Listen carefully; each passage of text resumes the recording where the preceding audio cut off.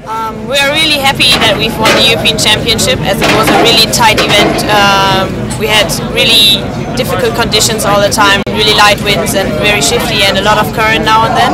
And we are really happy because we made our way through all the shifty winds and against all the very, very good competitors. And yeah, my crew just did an amazing job in going and making the boat really fast and just sailing and good tactics, and it's been just great to be here because the organization was just awesome, and for what conditions we had, it was just amazing making. And yeah, it's just been great to be here in Middelfart in Denmark and sail this European Championship, especially because the boys were here. We're in Middelfart, Denmark, doing the European Championship, and just won the European Championship. That was really great. We had a fantastic week here.